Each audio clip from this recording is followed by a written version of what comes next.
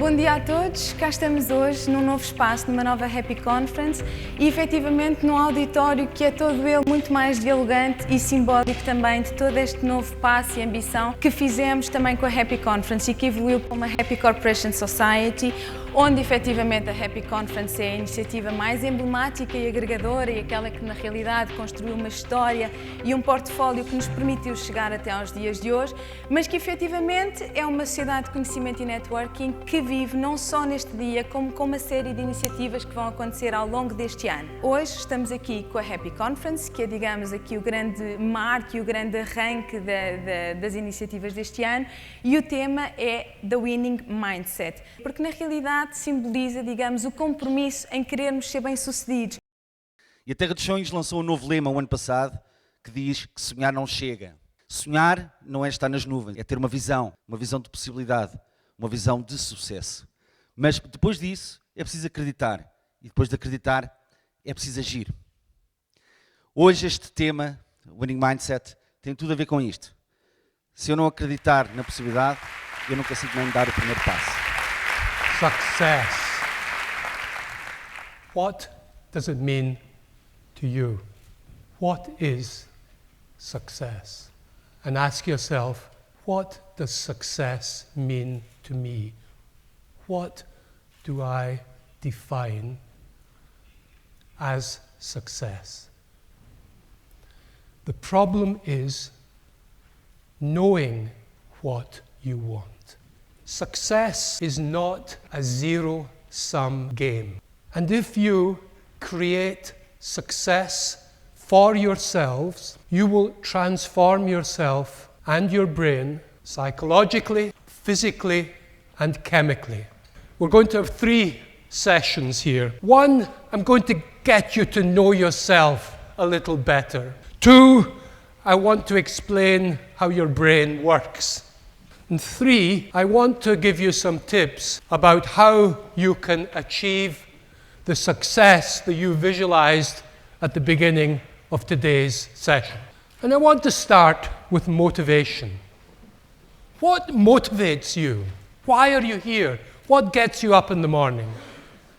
The great Harvard psychologist David McClellan, he identified 3 basic drives that we have in different degrees.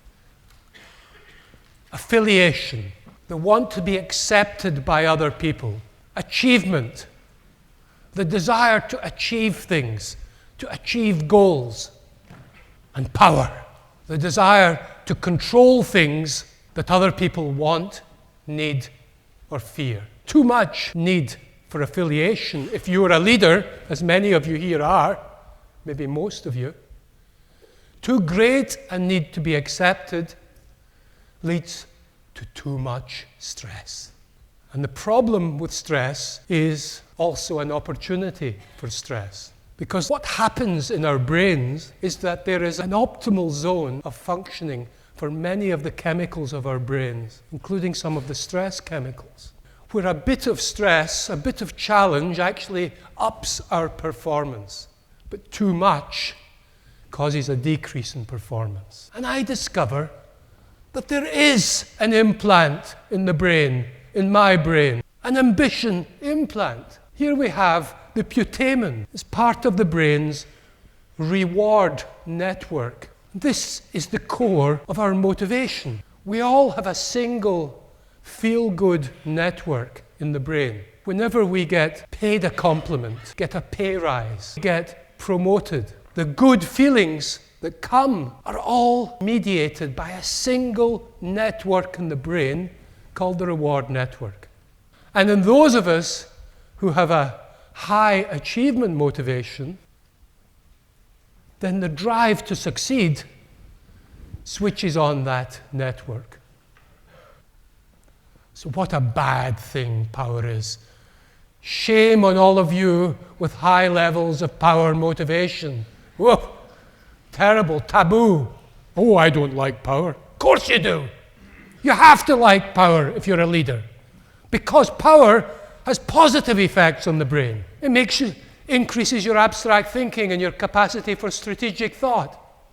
because of the effect of dopamine on the frontal lobes of your brain. It makes you more decisive and goal-focused.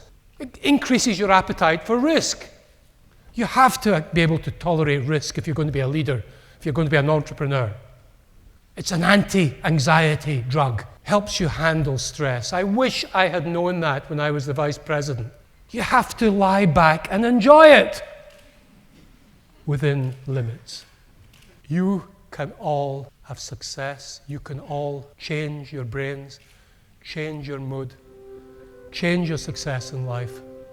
Make yourself happier. It's under your control. Thank you very much.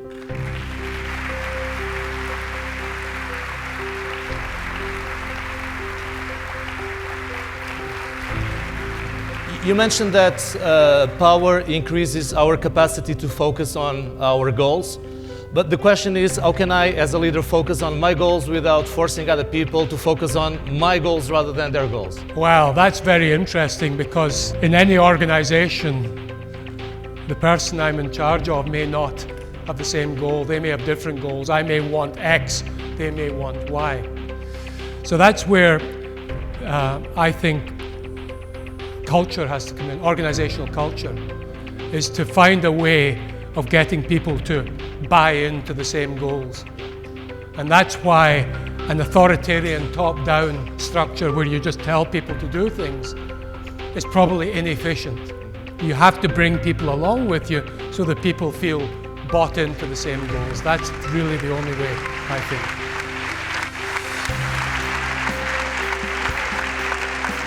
O facto de que, se sorrirmos e se formos mais felizes e se encararmos as coisas de uma forma muito positiva, o dia-a-dia melhora todos os dias e que depende só de nós. É um instrumento que temos em nós e que às vezes a única coisa que temos que fazer é acordá-lo. Eu acho que é muito importante as pessoas estarem felizes no trabalho e acho que essa felicidade no trabalho repercute-se na produtividade das próprias pessoas.